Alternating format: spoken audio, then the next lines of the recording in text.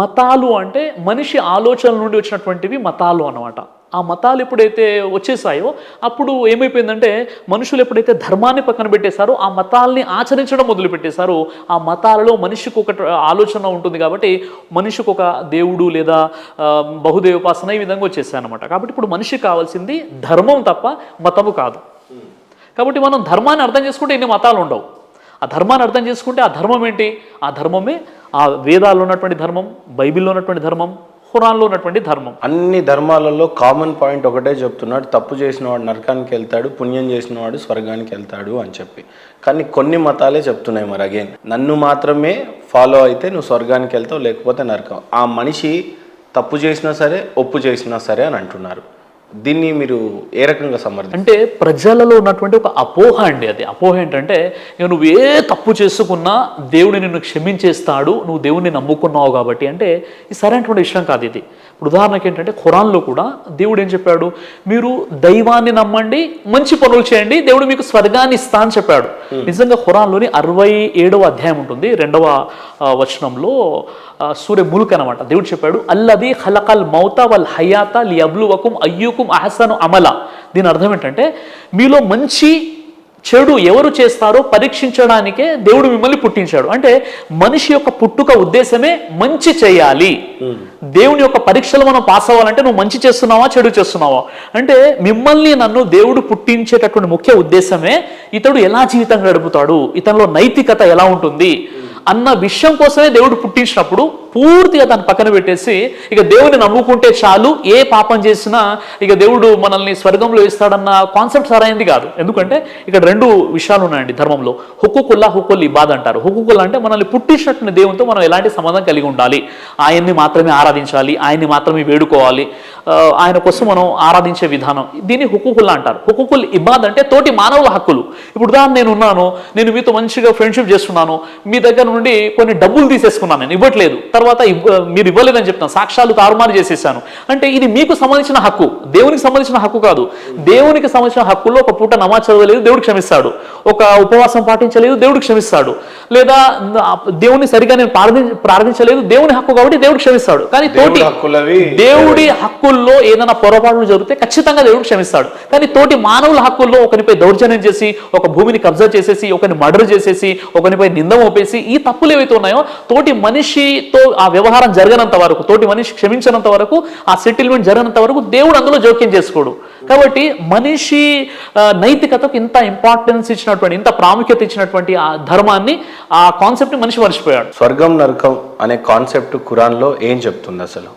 ఏం స్వర్గం అంటే ఏంటి, నరకం అంటే ఏంటి, మనిషి నిజంగానే చనిపోయిన తర్వాత జరిగే క్రియ ఏంటి యాక్చువల్? చూడండి, ముఖ్యంగా మనిషి ఏదైతే స్వర్గం నరకం సంబంధించి ఖురాన్లో అయినా ఇతర గ్రంథాల్లో అయినా, ముఖ్యంగా మీరు ఖురాన్ నుండి అడిగారు కాబట్టి, అంటే ఇక మనిషికి అంతిమ లక్ష్యం అయితే పరలోకమే కదా సార్? అందరికీ అంతే కదా. అంతే కదా. లాస్ట్ లో ఒకరు ముక్తి అంటారు, మోక్షం అంటారు, జన్నత్ అంటారు, నిత్య జీవితం అంటారు. అల్టిమేట్ గా నీ గోల్ ఏంటంటే, ప్రతి ధార్మికుడు చెప్పే విషయం ఏంటంటే, నేను ఆ దేవునితో సంతృప్తి చెందాలి, ఆ దేవుడు నాకు స్వర్గాన్ని ప్రసాదించు. 100 కోట్లున్నా పనికి రాదు, కానీ అక్కడ మాత్రం ఒకేలాగా తీర్పు తీయబడుతుంది అని అంటారు. నిజంగానే స్వర్గ నరకం కాన్సెప్ట్ గురించి చెప్పాలంటే మీరేం చెప్తారు? అసలు మనిషి ఏ రకంగా దీన్ని తీసుకోవాలి?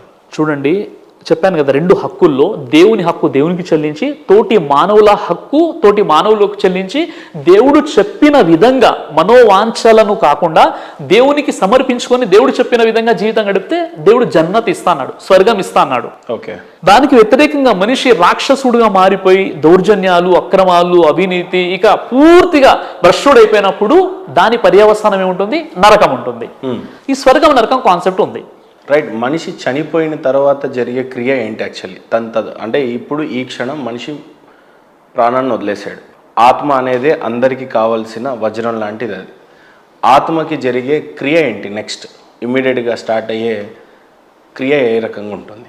చూడండి, అంటే ఇప్పుడు ఒక్కో గ్రంథంలో ఒక్కో విధంగా ఉందండి. అంటే ఖురాన్ ప్రకారం ఏంటంటే, ఎప్పుడైతే మనిషి చనిపోతాడో వెంటనే మనిషి చనిపోగానే దైవదూతలు వస్తారు.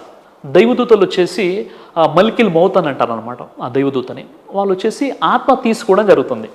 ఆత్మ తీసేసుకుంటారు వాళ్ళు. ఆత్మ తీసేసుకొని ఆత్మల లోకం అని అక్కడికి వెళ్ళిపోతారు.